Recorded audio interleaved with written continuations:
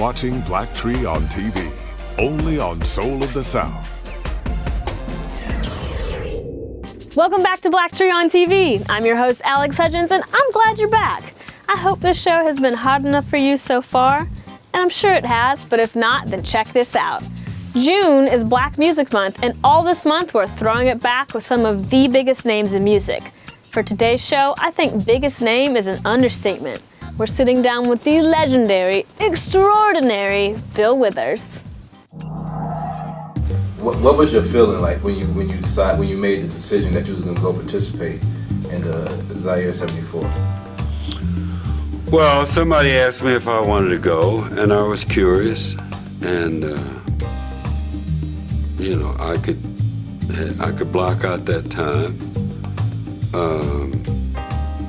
You know, in those days, boxing was a lot more popular than it is now. I was telling somebody earlier, the Super Bowl was the second biggest event next to a Muhammad Ali fight, because Ali had this charisma and this thing, and I had met him actually when he was, just as he was coming back.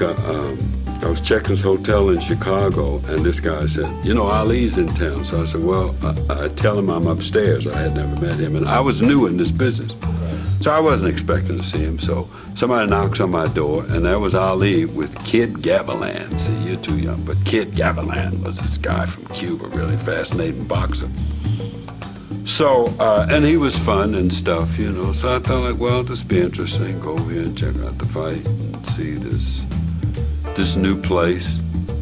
So I wasn't burdened by that perception of Africa, because I had lived with that perception of us here. Right. And I was traveled. I had been in the Navy 9 years, so I remember being in Japan, and some of the girls had been told that we had tails. So I made this visual in my mind, and we had been told that they had horizontal hoo-hoos.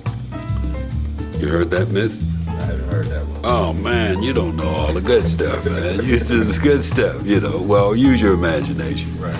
And so I pictured this brother and this girl circling each other, her looking for his tail, and him trying to see if hers was horizontal instead of vertical, you know. So I had lived with those myths all my life. So I expected myths, you know. You know, it's like now I expected myths. Right. I'm 70 years old, so when some guy 20 years old walks up to me and says, hey, dude, he's making assumptions, you see? So I have to accommodate him. So the way you survive myths towards you is you have to be bigger than the myths, and you have to make allowances for somebody else's ignorance and not let that consume you and fill you full of this anger that's self-destructive.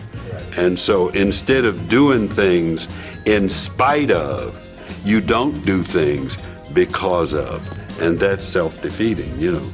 And so, no, I wasn't burdened with that perception. When we say legend, we mean legend. Okay, still ahead. What's the craziest thing you've ever done for money?